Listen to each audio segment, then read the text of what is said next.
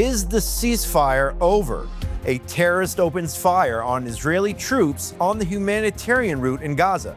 Hours later, 5 senior Hamas leaders are dead. 17 more hunted down in Rafah's tunnels. Now, Hamas is enraged and threatening to end the truce. Israel says it's Hamas who broke the deal. But was this retaliation or the beginning of a full-scale escalation? Stay with us here on Jerusalem Minute. It starts now.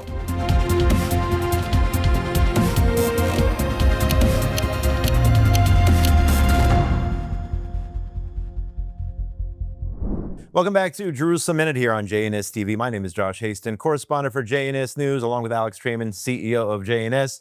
Alex, top story this week. We started talking about this last week. The United Nations Security Council, they approved President Trump's 20-point resolution, his peace plan. Trump congratulating the world, saying this will go down as one of the biggest approvals in the history of the United Nations, leading to further peace all over the world. Hamas immediately rejects the plan. The Palestinian Authority, actually, they were happy with the plan. And we'll talk about the fact, we also brought it up last week, that it mentions a so-called Palestinian state in the resolution. Right. We talked about how Russia and China were presenting their own version of the resolution. They abstained from the vote, allowing this vote to pass by a vote of 13-0. And I do think that there are some key benefits of this resolution. The first is that the resolution talks primarily about the need for Hamas to disarm and for Gaza to be demilitarized. These are the major tenets of the plan. So that anybody that wants a plan to keep Hamas in power, which Russia did. It looked like China was supporting the Russian view on this. They didn't get a win here in the United Nations. And it's not to say this is a perfect resolution. I don't think any are. I think by and large, this is a very symbolic resolution. It is a resolution on a facade that really doesn't carry much weight, because I don't see who is actually going to disarm Hamas. Hamas is not going to disarm itself. You know, we talked a little bit about in the past about how the Qataris and the Turks, you know, they wanted to see phase one of this deal, which would see Hamas actually releasing the hostages, because that would actually save Hamas, right?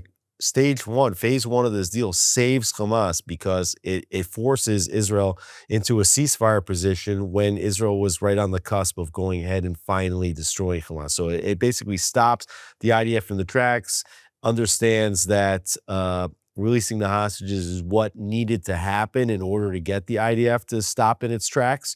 But the same forces, the Qataris and the Turks, they don't want to see phase two of this deal, because phase two of the deal is the disarmament of Hamas and the demilitarization of the Gaza Strip. So while phase one actually protects Hamas in the short term, phase two calls for basically the elimination of Hamas. So you're not going to see the Qataris and the Turks pushing for the disarmament or the demilitarization of the Gaza Strip. And what that actually means is that this ceasefire is standing on very fragile ground. Oh, absolutely. Things really heating up down there in Gaza. Continuous violations by Hamas of the ceasefire. You have terrorists who are attacking IDF positions. The Prime Minister's office announced last night that 5 senior terrorists were killed. At the same time, Hamas still holding the 3 bodies of the Israelis they murdered. And the IDF this week eliminated the Hamas battalion commander of the Zaytun neighborhood. And at the same time, Hamas says that they are furious at Israel. They call it Israeli aggression. Of course, we know this is self-defense. That's what the IDF is doing, demanding that mediators intervene in order to prevent a collapse of the ceasefire. So Hamas essentially threatening that they are going to call off the ceasefire because really of Israel's self-defense. Well, I think that Hamas is going to call off the ceasefire because they're not going to disarm themselves, right? So, and we've seen the videos. You saw a video this week of somebody getting out of a Jeep over the yellow line, coming out armed, the IDF then quickly responding and killing. You know, Hamas is trying to reassert its power in the areas that it still controls in the Gaza Strip. Now, this isn't across the entirety of Gaza, because we know that Israel controls 53% of the Strip. It controls the northern corridor between Gaza and Israel. It also controls the southern corridor between Gaza, and Egypt. And as long as Israel controls that corridor, the Philadelphia route near Rafah, and doesn't allow Hamas to have a channel to rearm itself, to restock its supplies, you see Hamas in this cornered position. They're basically like a cornered tiger, right? And they're wounded tiger at that. But they're going to keep lashing out. It would probably be in their best interest to just calm down and to lay low for an extended period and to actually get the IDF forced to pull out by the international community. But as long as they continue to be operating in the method which they are, which is these like limited attempts to strike at the IDF, what you're going to see is that the United States and others are going to be backing Israel's claims that Hamas is violating the terms of the ceasefire. And I think that there is actually an agreement and understanding. And all along this war, especially since Trump has gone into office, what I've seen personally in just covering the relationship between Israel, the Israeli administration led by Netanyahu, and the Trump administration is that there is significant coordination, on all these fronts, whether that was calling for the ceasefire in Lebanon, calling for the ceasefire in Iran, the strikes on Iran to begin with, the strikes on the Houthis, and even the calling of this ceasefire and what this 20-point plan looked like. I think that most of these points of the plan, let's say 17, 18 points of the Trump 20-point plan were actually authored by Israel. So I think that there's a lot of coordination here. And I think that what's happening is that Netanyahu and the IDF are willing to give Trump's plan an opportunity to succeed. And obviously, we know that Trump wants it. Trump wants to be seen as the peacemaker, the one that brought this conflict to an end. But I think that there's a timetable. And if within a period of, let's say, 2 months, 3 months from now, you don't see that Hamas has turned into a nice neighbor, which they're a terrorist organization and they're not likely to, I think that there's going to be a green light for Israel to go back in and to attack Hamas in their consolidated position, in their isolated position, and to finish off Hamas once and for all. A lot of stuff going on in Gaza and Lebanon as well, with Hamas trying to attack Israel from Lebanese territory. The IDF on Wednesday morning struck a training compound of Hamas in southern Lebanon. At the same time, the IDF is reporting that Hezbollah, the terrorist organization in Lebanon, is rebuilding their capabilities. According to the IDF, they've been working to rebuild in the village of Beit Leaf in southern Lebanon, in a blatant violation of the understandings between Israel and Lebanon. So looks like, once again, we spoke about it, I think, several weeks ago, but the IDF now saying Hezbollah trying to rebuild their capabilities to strike Israel from Lebanon. Well, you see that the IDF is acting on a regular basis in southern Lebanon. It's, these little isolated strikes. Whenever they see a movement, they're striking. This is really called the mowing the grass. But what we're seeing is that you're taking out the lawnmower every day. And that Hezbollah is getting more aggressive, and they have more abilities to rebuild their capabilities than Hamas does in Gaza.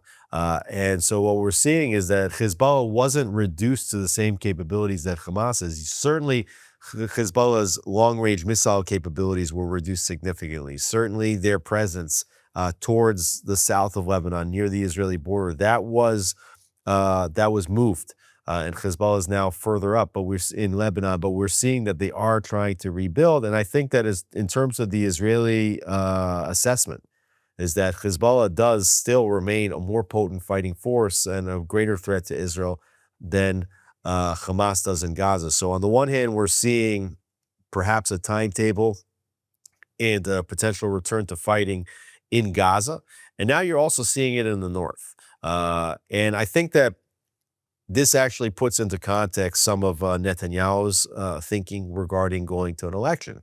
Remember, we had, right after the ceasefire was declared, the thinking that perhaps Netanyahu would go into a snap election because he was riding a high, and the Israeli public, were pretty happy that the hostages came home, and it looked like that Netanyahu had ended the war. But now what we're seeing is that what we got to was a pause. We did get our hostages back, but that the war may not be over because our enemies are not comfortable with even what you would call the 5 to 10 year hudna, right? Okay, we're going to ceasefire now for 5 years, for 10 years.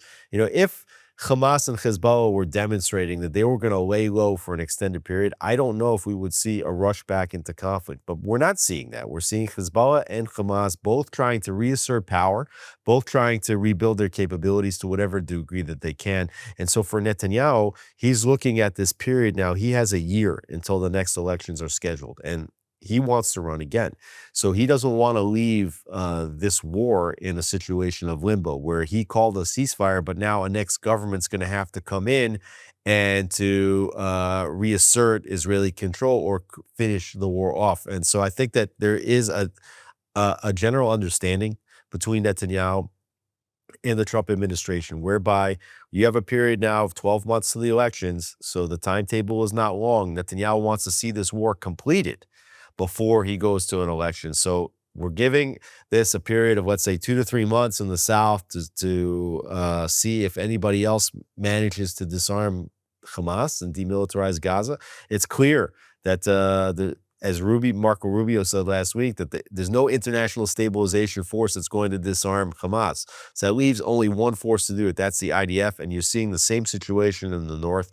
So I think that you have a likelihood of a restarting of conflict. It doesn't mean as large necessarily as it was previously. And then you also have to look at Iran, because we're seeing that Iran is also rebuilding their ballistic missile capabilities. And this does represent an existential threat. We also have good reason to believe that during the 12-day war that Israel was running out of its stock supply of the Arrow interceptors. And so it was in Israel's best interest at that time to see a ceasefire. So now you have a race going on. Israel trying to restock in this period of a ceasefire all of its military capabilities, offensive and defensive, particularly with regard to missile defense and Arrow capabilities on the one. But the Iranians also racing to reproduce their ballistic missiles, and also even more important than the quantity of the missiles is their missile launching capabilities, something that Israel hit hard on. So basically what you're seeing is you had these three major fronts, Hamas, Hezbollah, Iran, all of them significantly degraded, but none of the enemies of Israel taking the hint that they lost the conflict, all of them trying to rebuild. And unfortunately, the way things are going, I think that you could see an open, active round two of this conflict in the not-so-distant future. Let's take a look at the broader Middle East. You mentioned Iran. At the same time, you had the Saudi crown prince, Mohammed bin Salman, visiting with President Trump in the White House this past week. The prince mentioning that Saudi Arabia wants to be a part of the Abraham Accords, normalization with Israel, but he mentioned, again, a two-state solution. Let's check out this video. Are you going to bring up the Abraham Accords in your discussion? I already brought them up. We believe having a good relation with all Middle Eastern countries is a good thing, and we want to be part of the Abraham Accord. But we want also to be sure that we secure a clear path of two-state solution. So then you see the President of the United States, Trump, and the Saudi prince, a healthy discussion as it was described. The prince there mentioning a two-state solution in regard to, or lumping the two together, two-state solution, normalization agreement. And we've said it in the past, you have to take that comment with face value. Do we think the prince is going to push aside normalization if a two-state solution doesn't exist? Now let's just talk about the overall importance of this meeting. Last week we mentioned the F-35s and the sale to Saudi Arabia, which looks like it's moving forward. Let's talk about that meeting in Washington. Well, we had previously talked about, the Saudi relationship with President Trump, and knowing that the Saudis, wanted things like the F-35s, and also they got an announcement of a special, basically, defense alliance, a strategic alliance between Saudi and the United States, which was similar in a way to what Qatar managed to succeed to get this executive order stating that Qatar is a special strategic ally of the United States. And we always thought that Trump was going to demand normalization with the Saudis in order for these things. And here they've gotten the cart without the horse, so to speak. They've gotten everything that they've wanted in terms of the F-35s without having to normalize with Israel. Now, you can look at what we were just talking about before as the reason why Saudi Arabia is not rushing into a normalization agreement. And the Saudis, ultimately, end of the day, what they were telling Israel is they wanted Israel to defeat this entire network and to completely wipe out Hamas. And what do they see in Gaza? They see Hamas is still there. They see that the war is not necessarily over. They see that Hezbollah continues to rebuild their capabilities. So Saudi Arabia is not going to rush into normalization before the war is completed. If you recall, one of the reasons why Hamas and Hezbollah and Iran stated that they went into this war was because they were trying to prevent this Saudi normalization. So the Saudis are not going to jump in first until Israel finishes the job. Once Israel finishes the job, now there's no more Hamas, right? If that's finished, okay, if there's no talk about the creation of a Palestinian state, then the Saudis will perhaps say, well, this Palestinian state is not possible, and we're not going to allow for this lack of a pathway toward a Palestinian state to block normalization. But as long as the international community talks about a Palestinian state, as long as the Trump 20-point peace plan talks about a pathway to a Palestinian state, and as long as this war is not over completely in the south and with Hezbollah and with Iran, then the Saudis are not going to be more Catholic than the Pope, so to speak. So they're just following the language of everybody else, and they're also using this lack of a pathway toward Palestinian state as the excuse for why they're not racing into normalization. So in regard to that Palestinian state, you have politicians and others here, activists here in Israel, upset that the words Palestinian state, or even in the document, the Trump plan, you had those politicians, Ben-Gvir, Smotrich, and others, criticizing the prime minister and trying not to criticize President Trump publicly, but saying there will never be a Palestinian state and it shouldn't even be mentioned any sort of documentation. Prime Minister Netanyahu, by the way, welcoming that the passage of the UN Security Council vote this past week. And some people mocked him, saying that he welcomed it, only said it in English when he took to, I think, social media or publicly accepting the UN or congratulating President Trump on that. Is there any significance to that, or is that just, just another attempt to go after Prime Minister Netanyahu? And what's your thoughts on these politicians are saying they don't even want to see the words Palestinian state? Well, it's scary to them. I can certainly understand why Smotrich, Ben-Gvir, and much of the Israeli public doesn't want to hear anything about the creation of a Palestinian state. I think if you poll Israelis, what you'll find is that the overwhelming majority of them, and that's not just what would be called, the right flank of the Israeli political spectrum, even like the center Israel, and even people that would consider themselves voting for left-wing parties would not want to see the creation of a Palestinian state right now. Although I do think that they understand that, this is a situation that Israel, the United States, everybody brought upon themselves with the creation of the Oslo Accords back in the 90s and all the talk about two-state solution. Israel hasn't figured out how to slam the door on it, even though the prime minister has been very adamant in the last period that there's not going to be a Palestinian state, and that's not going to be the reward for October 7th, and it's not going to happen on his watch. Okay, so if you look specifically at the 20-point plan, what it talks about is a pathway to Palestinian state, under the authority of the Palestinian Authority, only and if the Palestinian Authority undergoes reforms that nobody actually believes that the Palestinian Authority is going to undergo.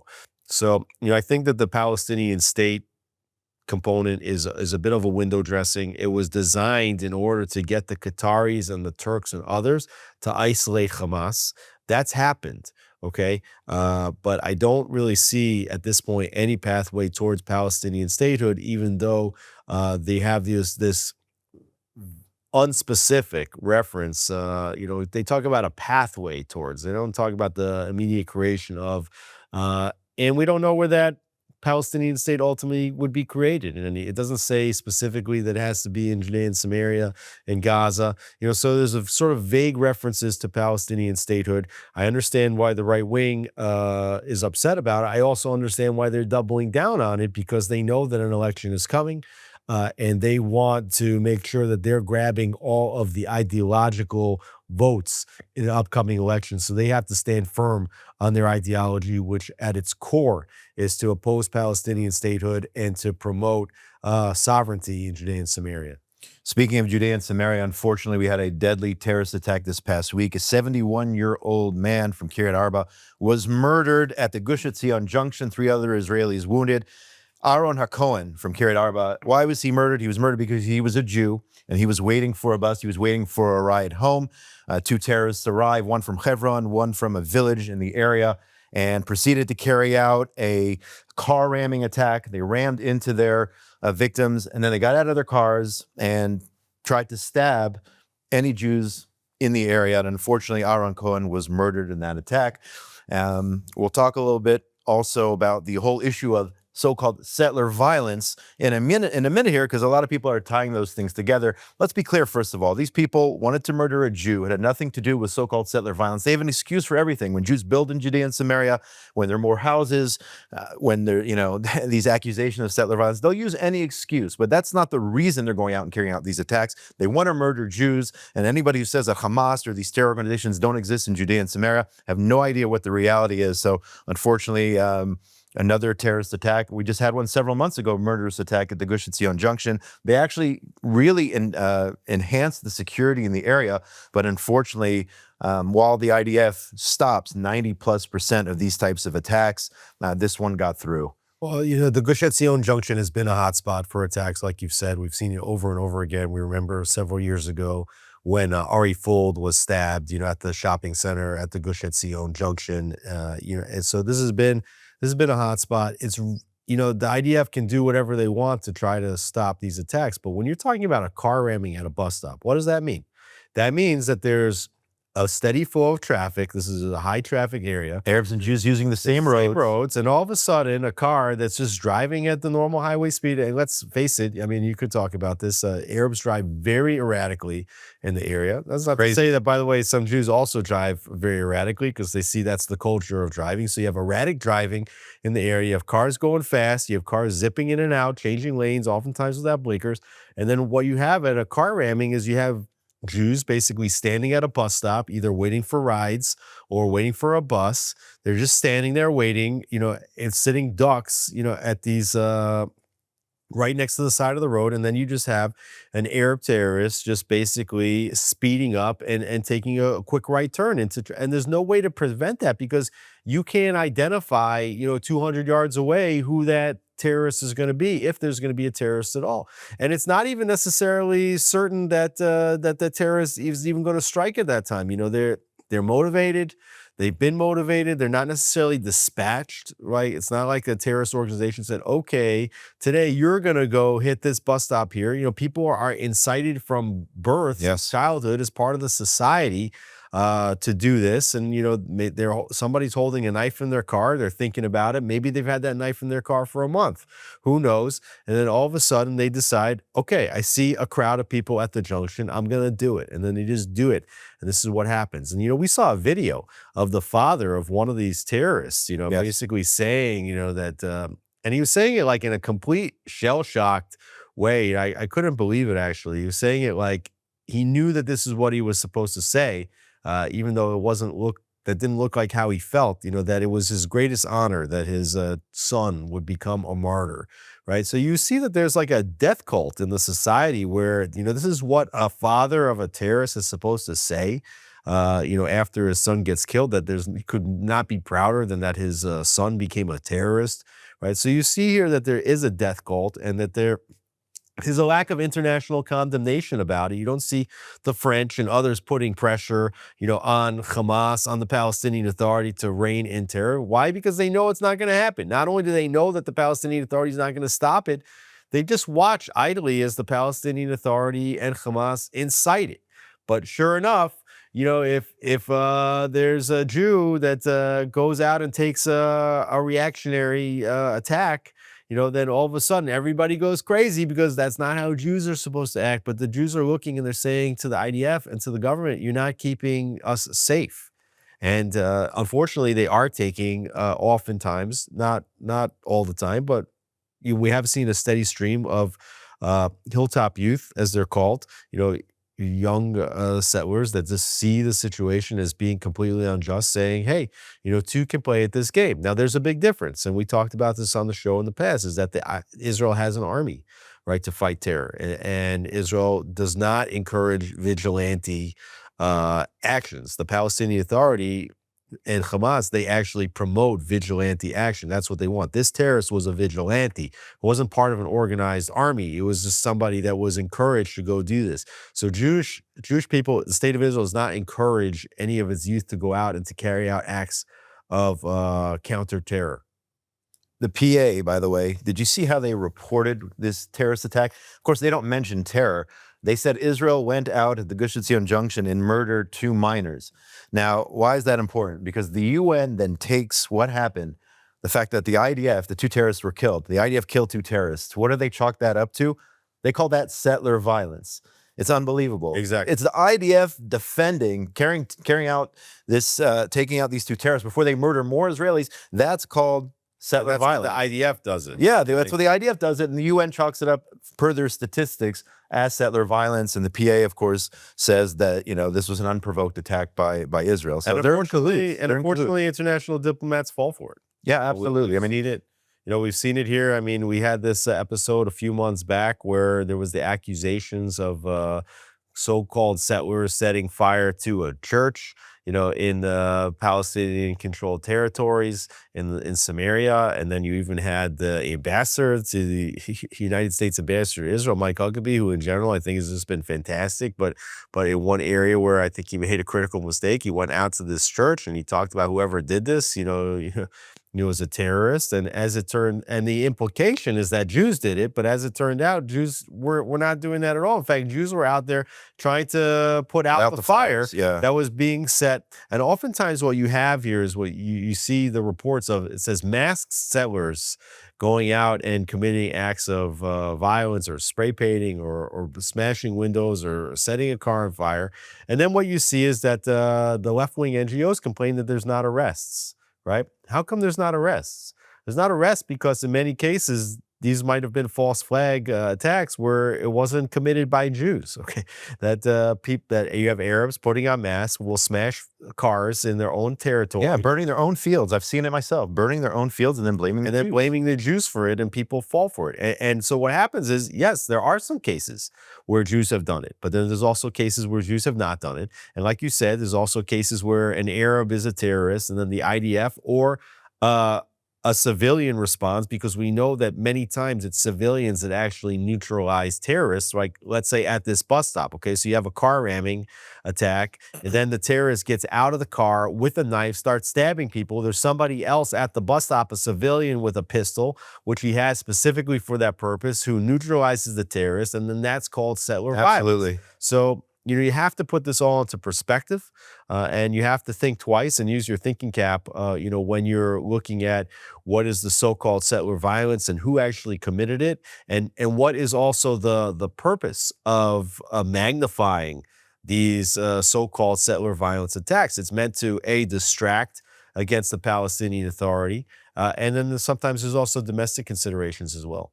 Yeah, it's lumping of 500,000 law-abiding, army-serving citizens of the state of Israel, the so-called settlers, into one group. And I think you did a great job of describing why that's absolutely not true and not fair. And you talked about how this week also the Israeli government took out some outposts. Yeah, this was in eastern Gush Etzion. From my understanding, actually, the mayor of Gush Etzion, a lot of people are very upset with Yaron Rosenthal, the mayor of the Gush, who ordered that called in the civil administration and the IDF to take down a fledgling new community in eastern Gush Etzion. I believe there's 25 families living there. And his rationale was that this area will be approved for a future big community down the road. But the images of Jews throwing other Jews out of their homes, especially when this wasn't a necessity, the building of this new community isn't going to take place for 5-10 years. And a lot of people not happy with the leadership there, Jews taking out other Jews from their homes. And it does not do us a favor on the PR front in the international community. Well, you do see that there is a major battle for land in Judea and Samaria. You see Palestinians, they don't need permits to be building in areas A and areas B. And what we also see is that they take land in area C as well. The area C is the areas that's supposed to be under Israeli jurisdiction, under Israeli administrative control and military control. But we see that Palestinians do stake out strategic areas. And let's remember that the Judea and Samaria, these are the hills of Israel. And so sometimes being on top of a hill is a strategic location. Sometimes being in a valley is a strategic location. And we see how Palestinians are building up as close as they can to Israeli communities, right? So sometimes you have Israeli community, like let's take, for example, the northern border of Efrat, okay? And so you see that there's a fence, that Israel puts a fence around its community to provide safety for the residents of the community. And then what the Palestinians do is that they will start building illegal houses all the way up to that fence. And what that does is that it prevents the future expansion of that community. And they don't need permits to do that. And so you see these battles taking place where Jews will actually try to put some homes on a strategic hill, but they'll do it without a permit because they're not getting permits for that. Now, I understand why, from an administrative perspective, people are opposed to this, even in Israel. And even, like you said, the mayor of Gush Etzion opposes this because when they see that young families just coming out and building rogue houses, what it does is it kind of puts them in the same basket of morality as the Palestinians that are illegally taking land.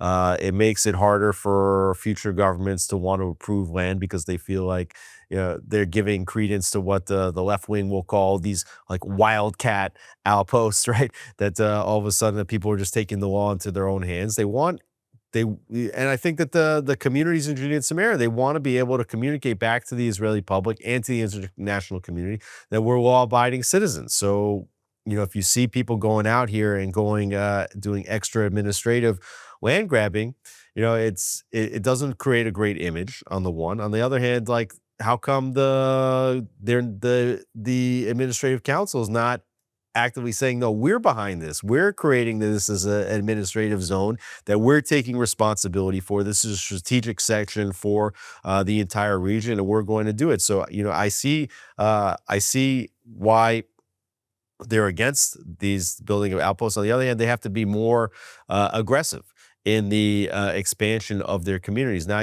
I would say that in this last period, there has been aggressive administrative expansion of communities, and the United States is basically giving a tacit green light for this to happen. We talked about this maybe about a month ago on the program. Minister Smotrich approving a lot of homes. Right, and we saw Prime Minister Netanyahu going to a ceremony in the E1 community near Ma'ale Adumim, which would be a massive expansion of community between Jerusalem and Ma'ale Adumim, which is over the green line. So we have seen the United States is giving a green light to Israel to approve things legally. So perhaps what the mayor of Gush Etzion is saying is, look, they're giving us a green light to approve things legally, so let's follow the process. We're actually doing a lot of building. We're expanding in a legal way. Let's just continue to do it in a legal way. As far as people like you and me are concerned, on the one hand, we might cheer on 20-year-old families, that go out there onto the hilltops.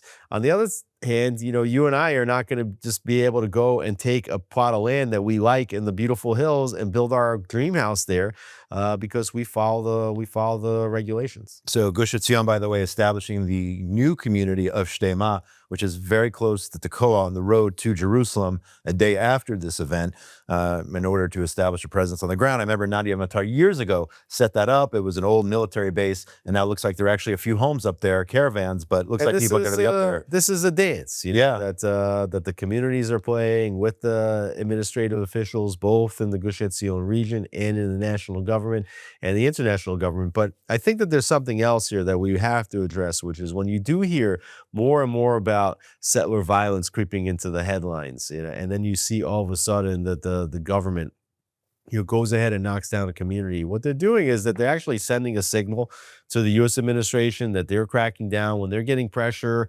that the international community is talking about settler violence, this and that, so then the Israeli government needs to demonstrate that they deal with this, or they feel that they need to demonstrate. I'm not sure. Perhaps they should just say, hey, this is our land, and, we're gonna build on it, and it will be up to us to decide whether we enforce administrative code or not. They certainly don't enforce administrative code against Palestinians. They certainly don't enforce this administrative code, as robustly against Bedouins that basically live almost everywhere, hundreds of thousands of them, without administrative regulations and planning.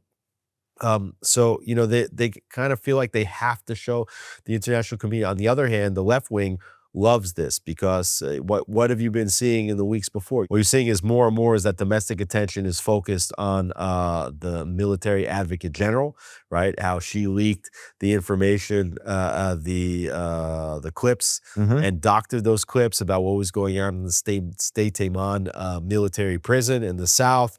You have talks about how the attorney general might have been involved in that. You see that the left wing is losing its status, among even centrist voters. And so all of a sudden, the media harps on right-wing settlers or on Haredi, protests against draft dodging. They have these issues that they like to bring back into the front page of the headlines to distract attention away from what might be actually much more serious systemic issues on the left.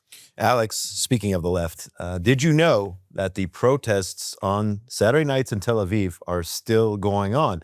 We were told these were protesting, trying to get the hostages back. Well, all of the live hostages, thank God, are back. 3 deceased hostages still being held by Hamas. But the Kaplan protests, as we predicted, by the way, are still continuing on a regularly scheduled weekly basis. And now those who are protesting are saying that the reasoning they're still on the streets in Tel Aviv every Saturday night is that they want an official inquiry into the October 7th massacre. We saw the opposition heads, we saw Lapid, we saw even Naftali Bennett was out there last night, part of the Kaplan group. So why are the protests, for those people who don't understand, why are those protests still happening? The hostages are back. It's a fragile ceasefire, but the ceasefire is taking place. Shouldn't they be at home? Shouldn't it be over? Why is it still going on? We talked about this. Well, like we talked about, number one, these protests did not start with the taking of hostages on October 6th. Exactly. In fact, the protests actually led Hamas and Hezbollah and Iran to thinking that Israel was in a vulnerable state. These protests were over, at the time, judicial reforms, but before that, they were pointing towards Netanyahu, saying that he should resign over the investigations and the indictments, that people should not vote for Netanyahu in the consecutive election cycles, and they pivot.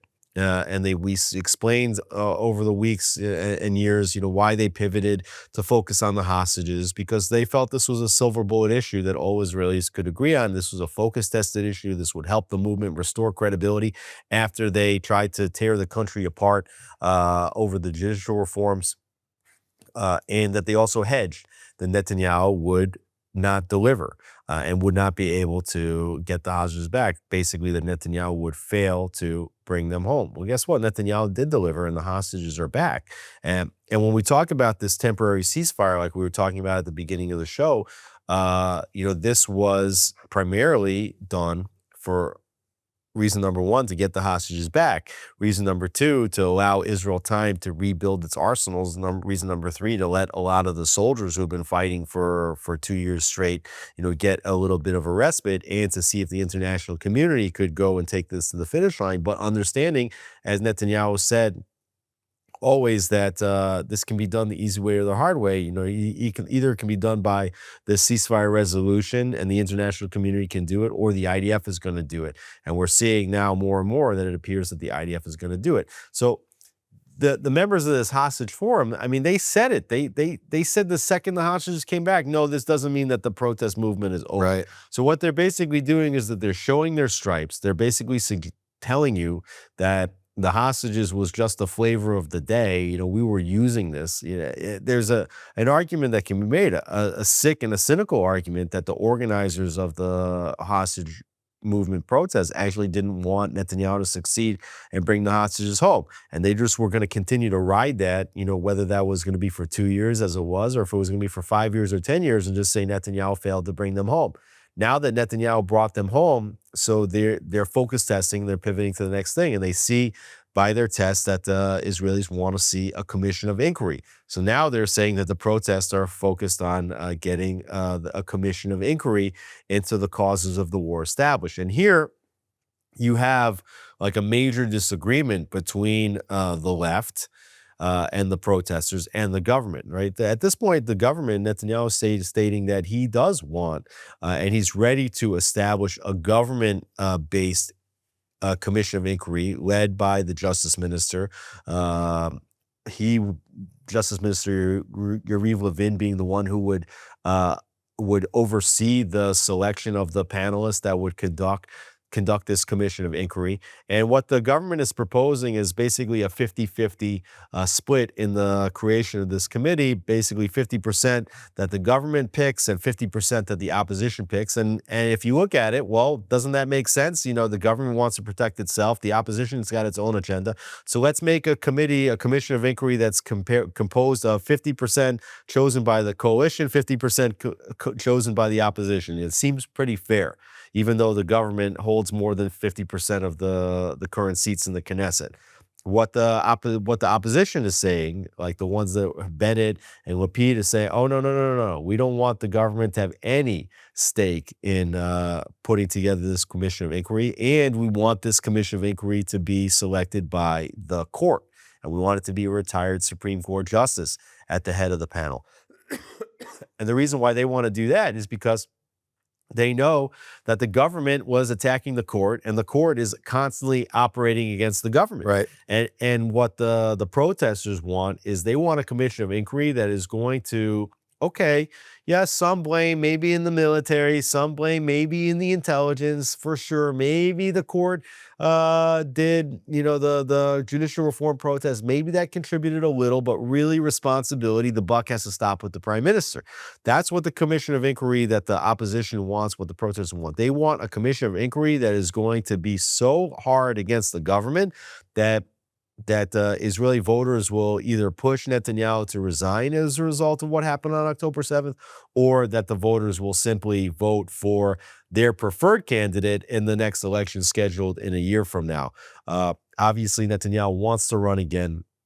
He doesn't want that commission of inquiry. He wants a more broad-based commission of inquiry, which is going to heap a lot of responsibility on the military, the operations of the military and the intelligence community for failing the government and failing the people on October 7th. And the protests will continue. They'll continue, I don't know, through the elections, as long as Netanyahu's in And just power. watch, by the way, because they'll still go on. just right now they're calling for a commission of inquiry. If they see that this no longer polls well in focus testing, they will just switch Milk prices, something, cottage cheese. Something else will happen, and that will be the new silver bullet for the protest movement. We're almost out of time, Alex, but I want to turn our focus in the last several minutes here to New York City. You had Zohran Mamdani, the mayor-elect of New York, and this incident at Park East Synagogue in Manhattan. There was actually a Nefesh B'Nefesh event. Nefesh B'Nefesh, an organization that helps Jews move to Israel, make Aliyah to Israel. They help in all sorts of ways. You had protesters outside this event at a synagogue cheering to globalized intifada, essentially to murder Jews all over the world. And Mamdani referred to the event taking place inside as a violation of international law. That's how he views a Nefesh B'Nefesh event. He also met with President Trump. We'll get to that. But what do you think of this event at a synagogue with the mayor-elect? Well, I think you understand, what the mayor-elect is all about. I mean, he's saying that a fair, basically, like where Jews that are interested in moving to Israel, and there are hundreds of thousands of American Jews living in Israel. Okay, in fact, I think that Israel is the second largest expatriate community of Americans living in any other country next to Mexico. I think it's the second, it might be the third. But for a tiny country of just 10 million people to have hundreds of thousands of American citizens moving out of America into Israel, like you, like me, this has been something that's been going on for decades.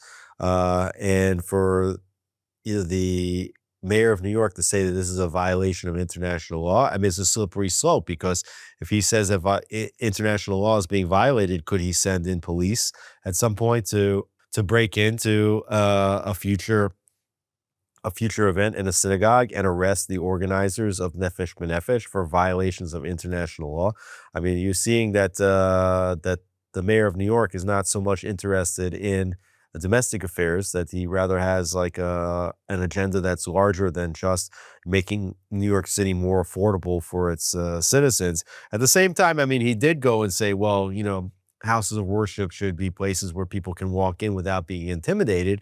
Of course, did he call for the police to break it up and to arrest the people that were intimidating those who were going inside? It was just a statement that he made on the outside. So I think it's dangerous if you're going to see that pro-Hamas globalize the intifada, globalize the jihad. Protesters are going to be allowed to protest outside synagogues without police intervention. I think it's going to become a dangerous situation for American Jews living in New York City. Alex, what should we then make of the meeting between President Trump and Mayor-elect Mamdani, which was described by the president as a great meeting? Let's check out this video. We've just had a great meeting, a really good, very productive meeting. We have one thing in common. We want this city of ours that we love to do very well. So there's something I don't know if I thought I would see. I mean, you had Mamdani, who in the past referred to Trump as a fascist, meeting with the president. It looks like the president's really willing to meet with anyone, whether it's China, whether it's Saudi Arabia, whatever it is. He looks like he's willing to have a meeting with anybody. Mamdani didn't just call Trump a fascist in the past, right? A reporter asked Mamdani in the White House about him calling the president a fascist. And, Mamdani was about to, kind of explain it away in some kind of diplomatic, diplo speak, whatever. And Trump said, no, you just say yes. Right. And Mamdani said, yes. He said, yes, I did call him a fascist. Right. And he still, I'm sure, thinks that that the president is a fascist. So why the meeting? Yeah. Not only did they meet, but Trump said that they shared more in common than he thought, that he's a smart guy, that he won an election against good candidates, and basically stating that he was going to work with Mamdani to make New York City the best that could be made. And when just a couple of weeks before, Trump was saying the most terrible things about Mamdani, I think this is a strategy of Trump trying to embrace his enemies. You're seeing it with China, you're seeing it with Putin, you're seeing it with Qatar and with Turkey. Now you're seeing it with Mamdani. And I think that there's a problem here because Trump is not able to play a long game on this, right? We're talking about 3 years more in office, not the possibility of 8 years. And I think that the American people are looking for moral clarity from the president of the United States. And if all of a sudden the president of the United States is saying, well, yeah, I said those things in the campaign, but really, I guess Mamdani's a good guy, he's basically telling his base that Mamdani's a good guy. He's telling his base that the Qataris are good actors, that Erdogan is a friend. I think that these mixed signals are dangerous. I think that really what the president is being counted on is for a bit of moral clarity here with regard to who are America's friends, who are America's enemies. Some of those friends are allies abroad, and some of those enemies are abroad, and some of those enemies are also within. To be continued. Let's see who the president meets with next. We will certainly monitor that. And of course, everything going on in Israel, the Middle East, and the entire Jewish world here on Jerusalem Minute from JNS TV. Josh Hasten here, correspondent for JNS. Alex Traiman, CEO of JNS. Want to give a shout out to the people behind the cameras here. Yuri Svretsky, station manager. Ryan Lishitz, Esther Eden, and our producer, Zach Sickerman. Have a great week, everybody. Go to JNS TV for all the amazing content provided by JNS. And of course, JNS.org for all the latest news from Israel, the Middle East, and the entire Jewish world. We'll see you next week on Jerusalem Minute.